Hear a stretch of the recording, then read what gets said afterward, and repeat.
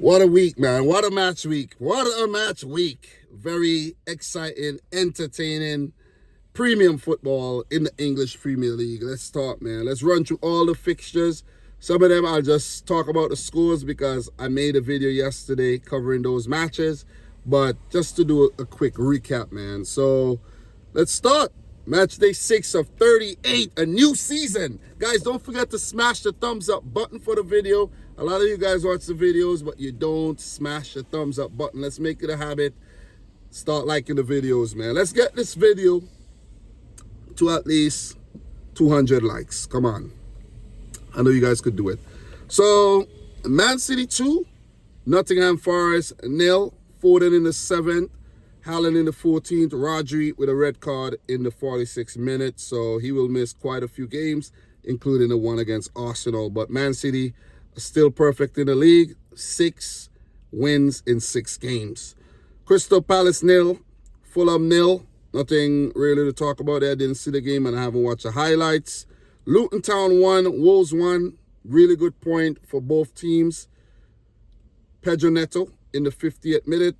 Carlton Morris in the 65th minute, and Bellegarde did get sent off in the 39th minute for a dumb move, kicking out on the player after the legs got tangled there. So, good point for both teams.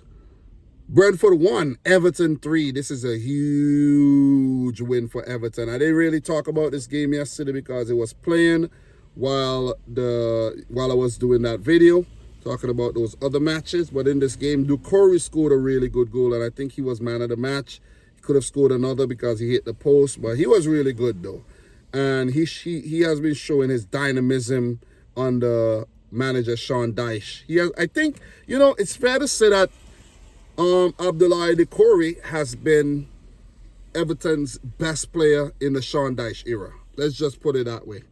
James Tarkowski in the 67th, and a confidence-boosting goal for Dominic Calvert-Lewin in the 71st. Matthias Jansen did score a really good goal in the 28th minute for Brentford, and it did threaten on quite a few occasions, but Everton held their own and picked up a much-needed win. That was a much-needed win because I think Sean Dyche was under a bit of pressure there, though. Starting the season, no wins. That is a big win. That is a huge win, man. So, first win of the season for Everton, and they have done it on the road. They haven't done well at home. They need to really fix their home form. If they manage to do that, the talk of Everton no longer being a Premier League club would disappear like really, really fast. I don't think Everton's going down because with teams like Burnley, Bournemouth, Sheffield United, Luton Town not really doing well this season, Chelsea, you could, I think you could rest easy. But you don't really want to be too complacent. But when there's other teams not doing anything, you don't have to worry too much. You don't want to be amongst the pack, but still, you don't really want to worry too much, though. So with that win, Everton are 15th with 4 points, 1 draw, 1 win, and 4 losses this season. They're only a point behind Chelsea. So, yeah. Everton, you're not doing too bad. Let me just put it that way. You're not doing too bad at all. As for Brentford, I haven't started the season well at all, though. 3 draws, a win, and 2 losses. They do have 6 points, and they're definitely missing the services of Ivan Toney. Big time. And maybe a few other players, but Ivan Toney stands out. That's a name that really, really stands out, man.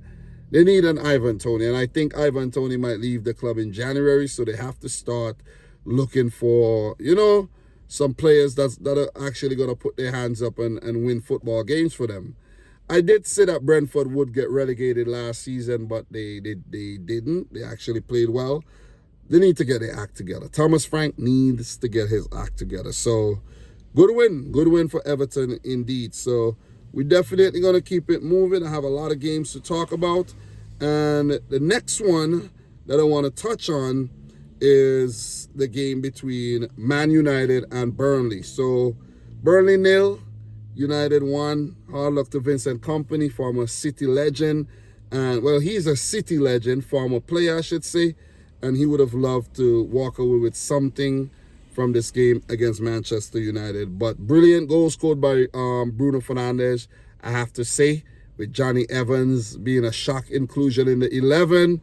Did score a goal, but it was chalked off. And he went on to redeem himself or follow up on that with a brilliant flick to Bruno Fernandes for that goal. So the quality in this Burnley team, it's questionable as well, with a lot of youth and a lot of inexperience when it comes to this level. But still, I think they look a bit bright from the start and was quite unlucky through, I think Andoni almost scored a few goals. I think he hit I can't remember exactly what happened, but I know he almost scored twice. And Onana was a lot better in this game for United. Onana pulled off a huge save. And, much better. This performance by Onana was 100% better than the one against Bayern Munich, where he let in like a shot that he should have saved. Burnley did lose Gudmundsson, and that's a big loss because he was one of the players that was really, looking bright for Burnley.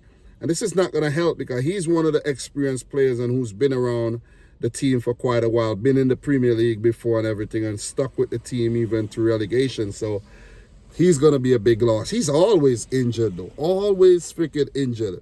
This Burnley team has a lot of potential. Koleosho, Amdouni, these guys look good. You know what I'm saying? Aaron Ramsey, the younger brother of Jacob Ramsey, these guys look good. Don't get me wrong. But Vincent Kompany, and they need to just find some form. They need to just find that right combination, or else I'm afraid I don't know if Kompany's gonna get sacked when you really think about it. How well he did last season in the Championship, and to just sack him for not starting the Premier League season that well. They did spend a lot of money, but then again, it's kind of a weird strategy that Burnley are using. These players are largely unknown, but I think their stats are good. You see what I'm saying? Like, say, just for example, right? A guy like, let me see who came on there. It's a weird name. I can't say his name, but he came on. The winger that came on for Gudmundsson. And he had some good stats, so that's why they brought him in. So, yeah, good effort, but the quality in Man United persevered at the end of the day. And they just needed one moment to do that. You know what I mean? Of course, they had more opportunities, but they only scored one. So, yeah, I don't want to drag it on too much longer. But another talking point for this Burnley team, in my opinion, I don't think James Trafford was ready for the leap to the Premier League. I don't even think James Trafford was playing league football. I think he was playing youth team football before this. But he had a really good Euro under 21, and then, bam, somebody's getting pulled over there or what? Is that person getting pulled over? Nah. So, yeah. So, it's just a lot of inexperience and, a lot of youth. Still some experienced players in there like Charlie Taylor, and Connor Roberts, and Josh Brownhill, but it's still not enough quality in my opinion, though. So Burnley got their work cut out for them in the league this season.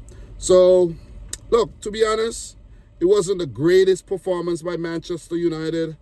They stitched together this team with Lindelof and Johnny Evans at the back. Imagine that, Johnny Evans, who just signed a short-term deal to train with the club in the summer, and they held on to him, had a lot of injuries, and he's starting games and influencing games as well. So, wow, it just teaches you a lot in life. Just go out and give your best try. You never know. You might end up being first choice. So, Sofiane Amrabat did come off the bench. Rafael Varane, just those two players, and I'm seeing Donny van de Beek is on the bench. I thought he had left the club. I don't really, what I mean? Like, wow, Donny van de Beek. But, yeah, so Burnley do have a lot to work on. United still have a lot of chinks to iron out as well. But a win is a win, and they needed that win to boost their confidence after a string of poor results. Don't get me wrong, I would love for them to lose every game, but you got to give credit when credit's due for sure, though. So we're going to keep it moving. In terms of the standings, United are 9th, 9 points, 3 wins, 3 losses this season already in the league, along with that loss in the Champions League. And for Burnley, no wins, just a single point from a draw in their first 5 games. So they got a lot of catching up to do. The promoted teams are all in the relegation spots as we speak. So we are going to keep it moving. Those are the games from yesterday. So we're going to move on to the games that were played today. I saw a few of them, but I didn't see all. Of course, I can't see all the games. But the next game I want to talk about is Billions FC Chelsea 0, with Malo Gusto getting sent off, and Aston Villa 1 with a goal through Ollie Watkins. That will be a big confidence-boosting goal for him, his first of the season. So Gusto with a rash challenge, really rash, some unnecessary stuff there by the young Frenchman who has been looking good, replacing the injured Reece James at right back. Rash, very rash, and it was 0-0. Could have walked away with a point. And one big takeaway from this game, I didn't watch the game, but I saw the highlight package, a little bit of highlights there. Guys, the Chelsea fans booed the team off the field. Booed. That's a statement right there. Not backing these youngsters, not clapping, not saying, hey, better luck next time. Cheer up. Come over here. Let me give you guys a hug. Nothing. But to boo the players is very, very, very classless. A classless touch by the Chelsea fans. And the Chelsea fans, could be rather disgusting. I've had my run-ins with a few of them on Twitter before, They could never be in the wrong. Never be in the wrong. You see what I'm saying? But Billions FC lost that game. 10 men. Pochettino. Poor start to life as a Chelsea manager in Stamford Bridge there. And I think there was a stat that said Chelsea have only won 2 of their last 18 matches, if I'm not mistaken. Wow. Imagine this. Chelsea didn't even have any European football. Aston Villa did. This should be the fresher team. They should have walked over Aston Villa, who lost in the Europa Conference League. You see what I'm saying? Chelsea? Come on, what's going on? What is going on here?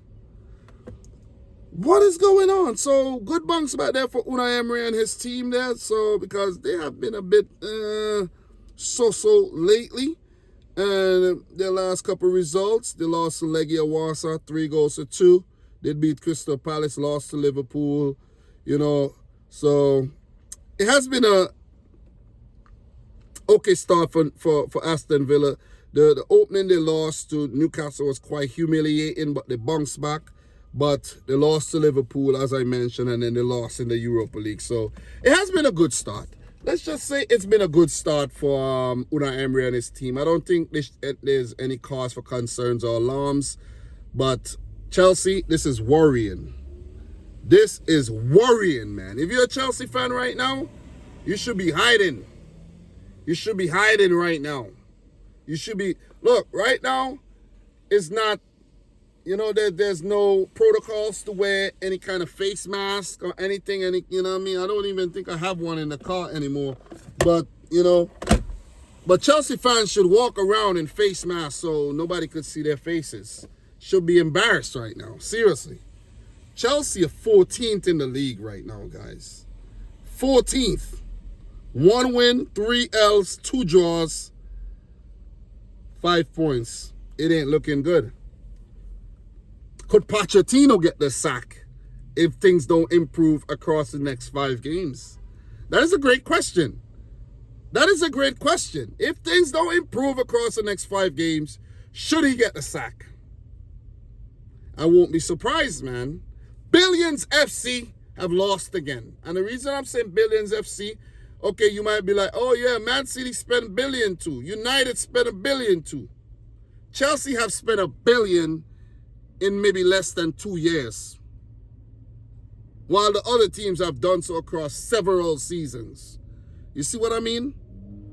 This is crazy. But Chelsea are a type of club that goes through the worst times and bounce back very, very well. Winning Champions League, league titles. But guys, I don't know, man. I did see some hope for Chelsea after that Liverpool draw. But I don't know. Since then, I don't know. I don't know what's going on, man. This team needs help. This team needs to check in. Check yourself in, Chelsea. Check yourself before you wreck yourself. Pretty much. So, Villa, 6th in the league. 12 points already. That's massive. 4 wins, 2 losses. That is massive. That's a great start by Aston Villa, man. So, guys, we're going to keep it moving for sure. We have a few more games to talk about. And let's go. Let's definitely go, man. We'll pull up the next match. And the next match, let me see. The next match will be, there's a lot of big games left to talk about now. The next match, Sheffield United 0, Newcastle United 8. And I must say that I made a separate video for this one, so you should go and check it out. But let's just run through the goal scorers really quick. Sheffield, nothing to talk about. But Newcastle United, Sean Longstaff in the 21st minute. That shouldn't have been a goal in my opinion, because Anthony Gordon, basically boxed the ball back down to his foot. So I don't know if they missed it, but I saw it. Dan Burn, corner. Sven Botman, free kick, headed in. Callum Wilson should have scored more, but 56th minute. Anthony Gordon, 61st. Miguel Almiron, 68th. Bruno Guimaraes, 73rd. And Isaac off the bench, sending Jack Robinson sliding across the field. 87th minute. 8-0. It should have been 10 or 12. That was magnificent stuff, though. The magnificent 8s. But guys, go check out that video. Maybe I'll put a link in the description, but just go check out the channel and you'll see that video on the channel if you're interested in watching that whole thing and hear what I have to say about that. Newcastle are 8th, 9 points, 3 wins, 3 losses, and they've won their last 2 games, and they picked up a valuable point in their Champions League return against AC Milan. So give it up to Newcastle, man. You know what I'm saying? Give it up to them, man. You know what I mean? Very entertaining team. And I said that they're the most exciting team in the league, and they're proving me right now after going through somewhat of a lull. As for Paul Heckenbottom and Sheffield United, there's cause for concern, there's cause for worry. They got to get their act together for sure, for sure, for sure. So, guys, with that being said, Sheffield are at the bottom of the table. No wins, a draw, and 5 losses. So we're going to keep it moving, though. We're definitely going to keep it moving. I do still have 2 games to talk about.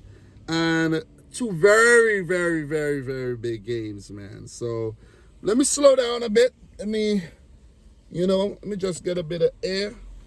Just get a bit of fresh air here. Bit of fresh air going in the vehicle. Let me take a sip of water.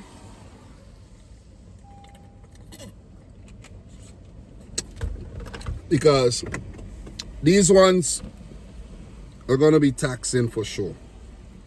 Before we move on, still do have 3 more. Brighton 3, Bournemouth 1. Brighton coming back from behind Solanke in the 25th minute. I think that was a mistake from the keeper, Verbruggen. Punished by Dominic Solanke.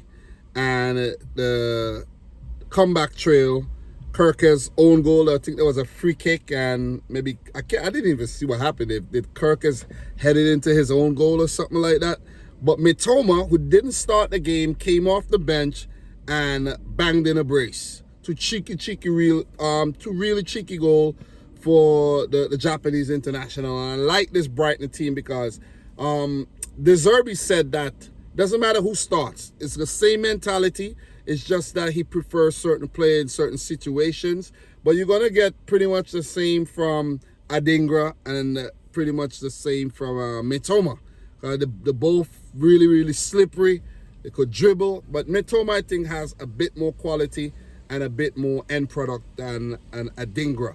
But I just really admire watching this team play, man. Brighton, we know about Brighton. I've been talking about Brighton for quite a couple seasons now. They're doing really good, man. As for Bournemouth,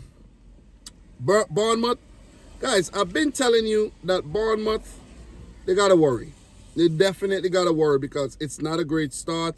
And Iraola, Spanish manager, has not really started life in the Premier League well. They haven't. So, yeah. I'm just looking at the list right now. I see Pascal Gross, James Milner, Julio Enciso, Jakob Moura injured. Jakob Moura has been injured for a while. But Enciso, he's a talent.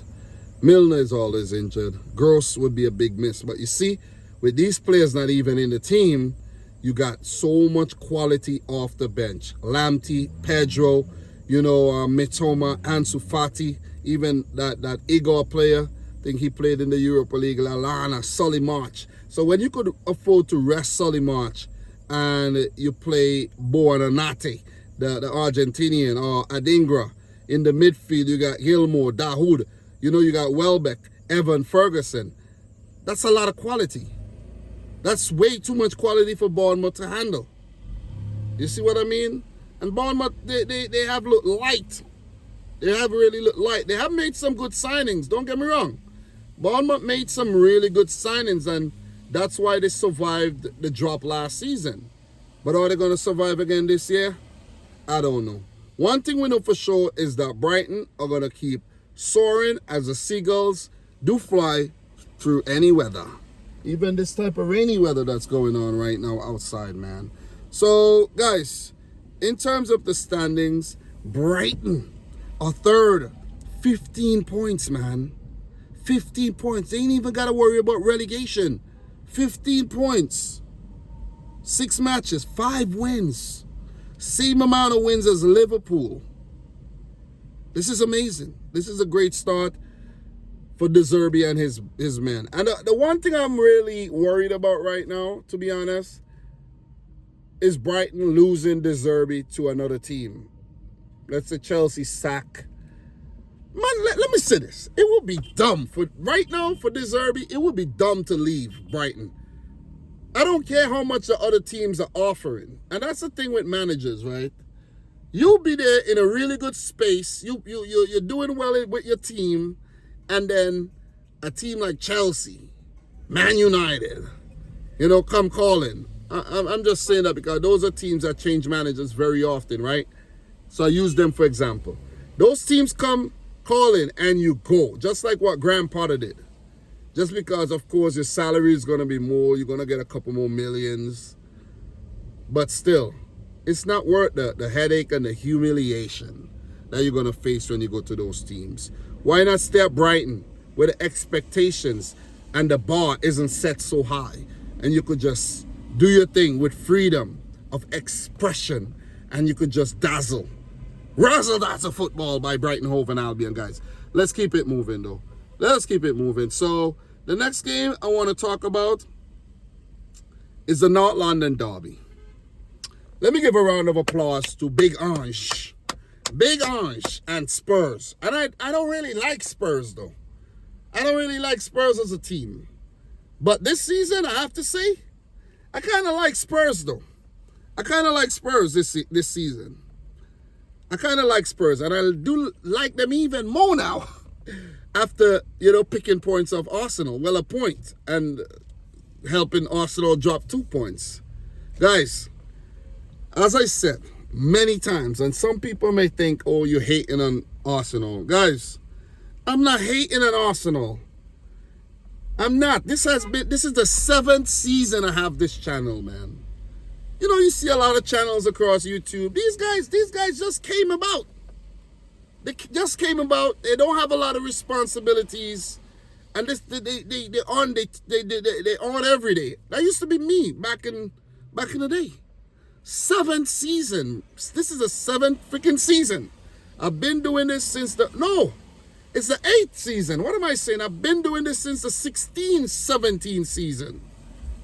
At the back end of the 16-17 season. 8 seasons. doing this. So I know what I'm talking about, man. I am not convinced by Arsenal. I am not convinced by Arteta. I am not. Arteta was just Pep's apprentice. That's what I know Arteta as. I'm not convinced, man, by the decision making, some of the moves, you know what I mean? I'm not convinced. First of all, I feel bad for Aaron Ramsdale, man. David Raya, to be honest, to be fair, he's done a good job since he's played the 3 games now. But it's just the manner of, you know, and the way things are done. Grimy. I feel bad for Aaron Ramsdale, man. You know what I'm saying? I feel bad for him. It's like watching your girl getting taken away right in front of your face, and you can't do nothing but wait. But wait on the other man to mess up. And then maybe you get another chance. But kudos to Aaron Ramsdale, though. You got to give him a lot of credit for keeping his poise, because football is a funny game. Life is a funny thing. David Raya could break his leg next week.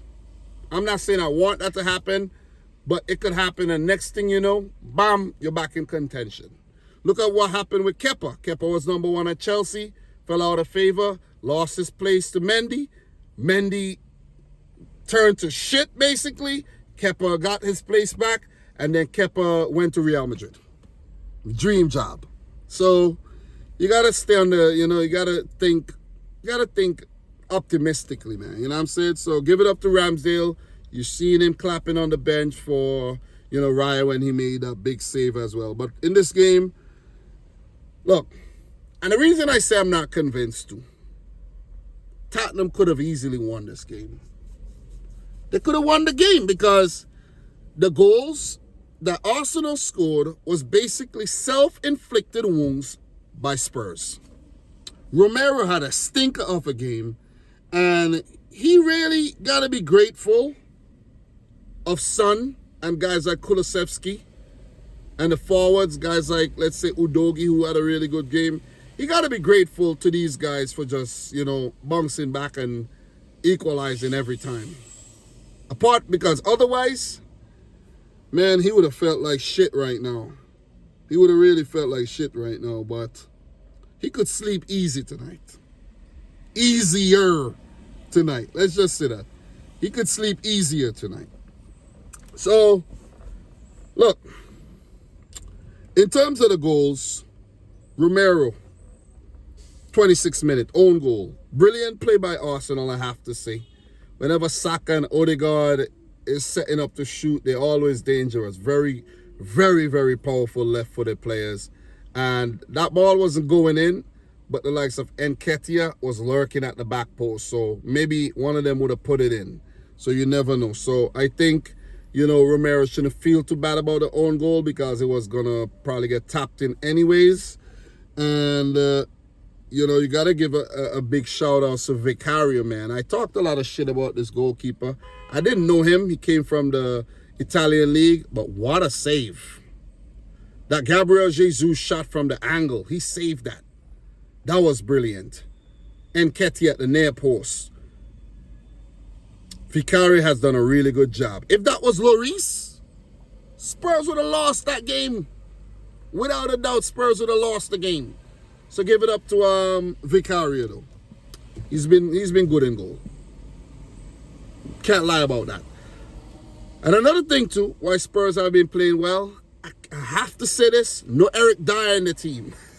No Eric Dyer, man. You know what I mean? Spurs need to get rid of some of these players who seemingly have been like grandfathered into the team over the years.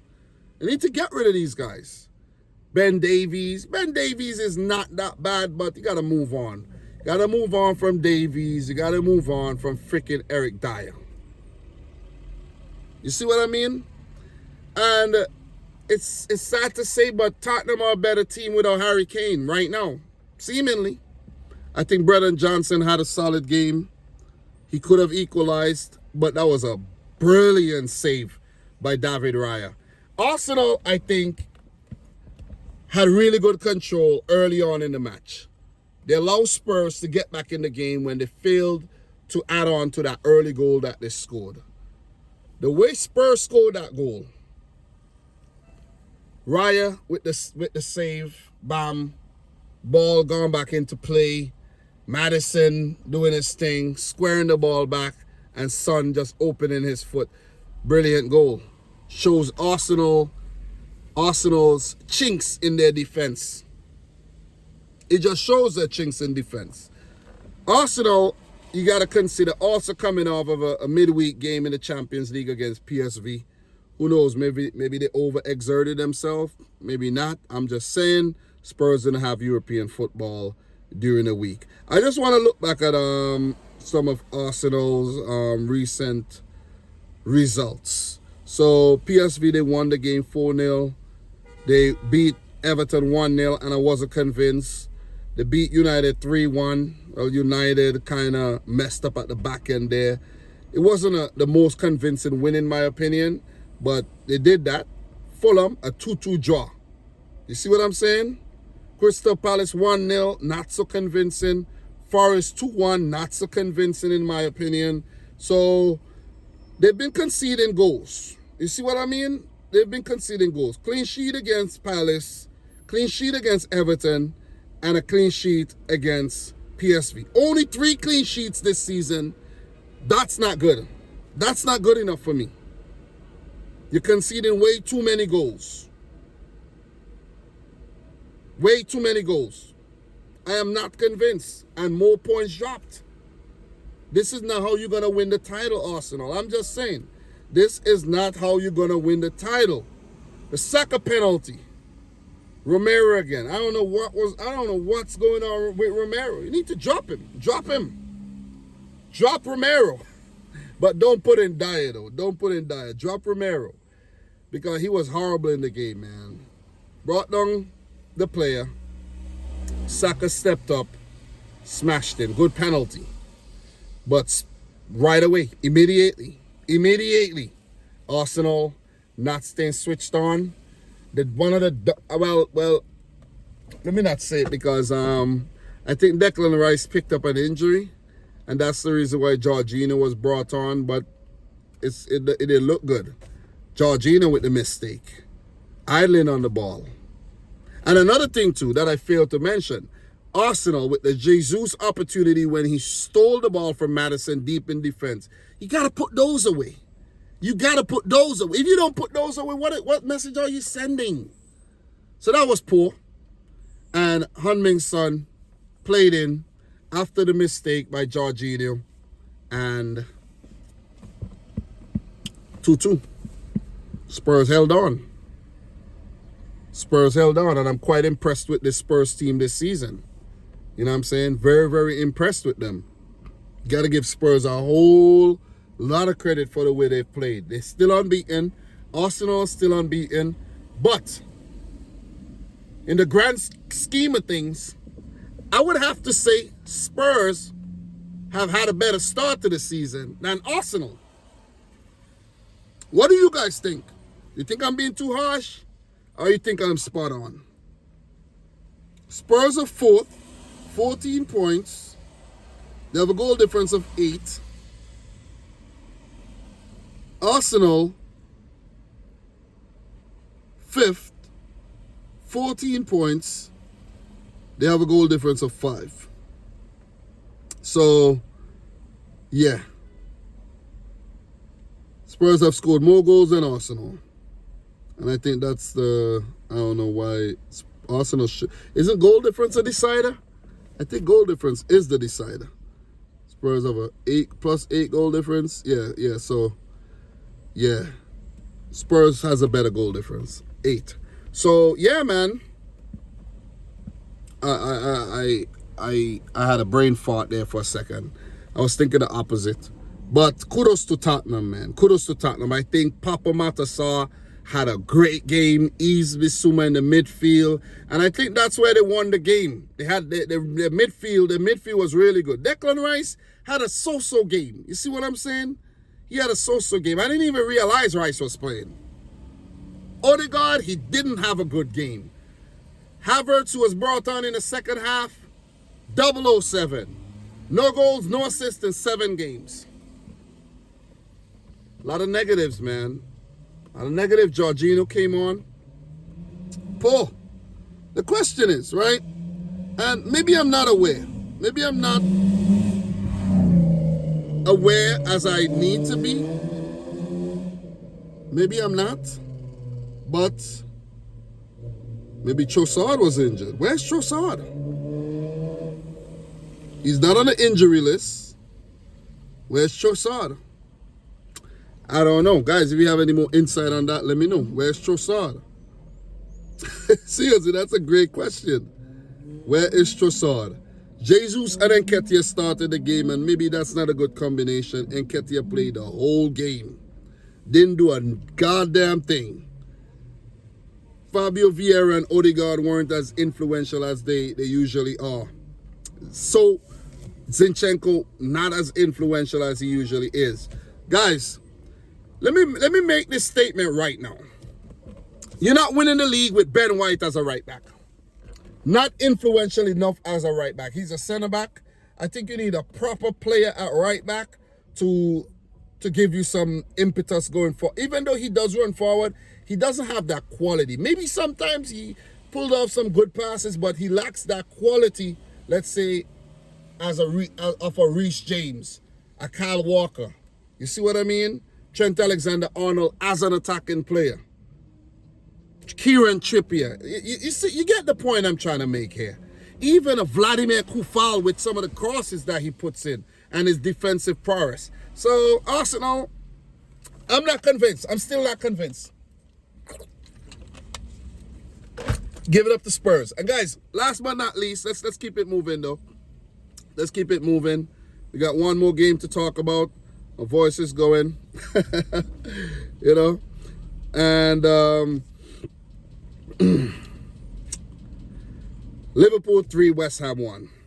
Let me say this. Great win by Liverpool. Really good game. Good intensity. But they were beatable. Liverpool are beatable. But the only catch with that, you got to take the chances whenever they come your way. And West Ham had those chances and didn't put them away. You cannot have opportunities against Liverpool and not be clinical. You gotta be almost perfect. Unless Liverpool are having a really bad and an off day, you're not gonna beat them like that at Anfield. Salah in the 16th minute penalty, Aguerd. I must say Aguerd got some pace though. Running back, got some pace. Jared Bowen, 42nd minute. Really great header, man. Kufal with the cross. And it was Kufal with the cross against Man City too, if I'm not mistaken, when Ward-Prowse headed in that ball. Almost identical goals where Van Dijk was laying back a bit too much waiting for that ball. But Mikel Antonio should have scored when that header came to him. You know what I mean? And I think he had another opportunity. Bowen had a header that he should have put in. There was some really, really good. I can't remember everything. Oh, Shusek. Oh, man, that Shusek header. That Shusek header that Alisson palmed away. You should have scored that. You know what I'm saying? You got to score it. Put it onto the upright or the bar. Let it be unsavable. So, West Ham, they competed. West Ham a quality unit. They're coming off of Europa League football, same as Liverpool, so both teams got the similar amount of miles in their legs, but I have to say that they should have done better with their opportunities for real. But all credit goes to Liverpool. Look, who had more opportunities? Should Darwin Núñez right in front of goal, puts it wide. Núñez is just chaos in the flesh. He's there. He's going to make things happen. He's going to create chances. He's going to be on the end of chances. And he's going to score the more difficult ones. And he's going to put the easier ones wide. And that's Darwin Núñez for you. Chaos in the freaking flesh. So, all in all, man, it was a good performance by Liverpool. Because West Ham equalized. And in the first half where Liverpool did give West Ham opportunities. The second half was a whole nother story. I think Liverpool were more clinical, more incisive, more decisive in the second half. Salah, he was quite influential in the game as well. McAllister with that ball over the top to Núñez, great finish. So Van Dijk with the header down to Jota, and he had a couple opportunities in front of goal as well. Szoboszlai looks very, very dangerous when he's on the ball. So, you know, and when you look at the front three, you look at the front three, right? That truck is idling mad loud. When you look at the front three, right, of Liverpool, if Liverpool really starts clicking, if they really start clicking, they could be a deadly, deadly, deadly team and could be the only team that really put up a fight against Manchester City this season, when you really think about it. Because if you have Salah, Diaz, and you have Darwin Núñez firing, if these guys are firing, then it's going to be a problem. And then you have Jota and Gakpo, you could rotate. It's going to be a problem this season. I just want to put it out there. It could be a serious problem for teams. You see?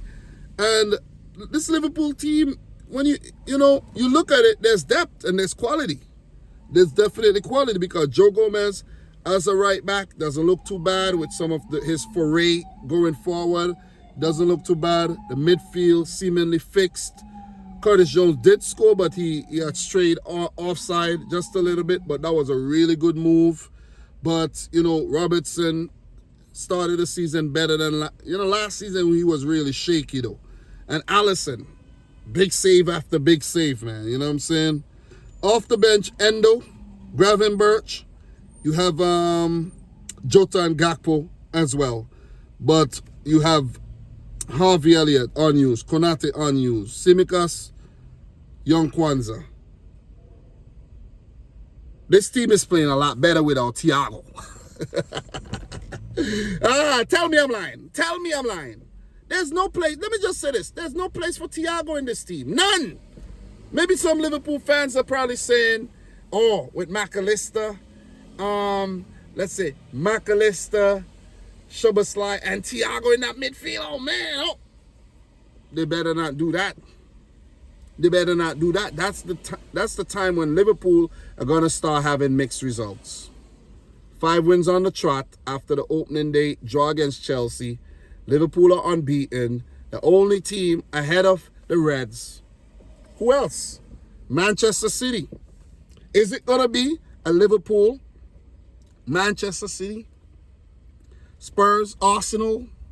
You want to throw Brighton in there? I don't know. Brighton, they might fall off after a little while. What is that? It's the teams that could sustain the challenge and stay formidable when the battle is hot. Does Liverpool have the grit? Do they have the mettle to do so? It's only left to be seen. It's only left to be seen. Klopp, happy. David Moyes, I think he'll be rather content, satisfied with the effort that his team put out. Because more often than not, Moyes didn't succeed when he faced the Reds. And he must have felt strange being back up there in Merseyside, doing what he do best against Liverpool, lose. Oh, man. So, guys, I want to draw it out super, super long, but, that's all I have right now. And in terms of the standings, let me find the standings right now. Let me get to the standings, and then we just talk about next week's games. There's Carabao Cup games coming up in the middle of the week, and then Premier League games on the weekend. So Liverpool are second, 16 points, 2 behind Manchester City, only that blip against Chelsea. And for West Ham, they're 7th, 10 points, 2 losses. That's only their second loss, 3 wins and a draw. So, yeah, that's how the league looks this week. So, guys, next week, woo! Aston Villa, Brighton, that'll be a good one. Man United, Palace. Newcastle Burnley, Wolves Manchester City, oh, Bournemouth Arsenal, West Ham Sheffield United, Everton Luton. Everton could win 2 on a bounce. And the big game, okay, Forest Brentford, Fulham Chelsea in that London derby, and the marquee match of next weekend, Big Orange versus Big Club, Spurs versus Liverpool. Guys, thanks for watching. Subscribe if you're new. Like the video if you haven't yet done so. I'm your boy Dom. Guys, I don't think anyone else does it like me. I don't know. I want to brag too much and get too overconfident right now. But guys, been doing this 8th season, man. 8th season. You know what I mean? 8th season. I'm proud. Hope this person don't back in and hit me, you know. Trying to park. But guys, it's your boy Dom. This is Dominic Rich FC. Thanks for watching. Until next time. Peace out. Rich Squad. This person backed up so close. It's like, you want to back into me? Seems like you want to back into me. You know what I'm saying? That's what it seems like. You want to back into me, man? Huh? I thought you were going to back into me. No. Yeah, so, guys, we talk.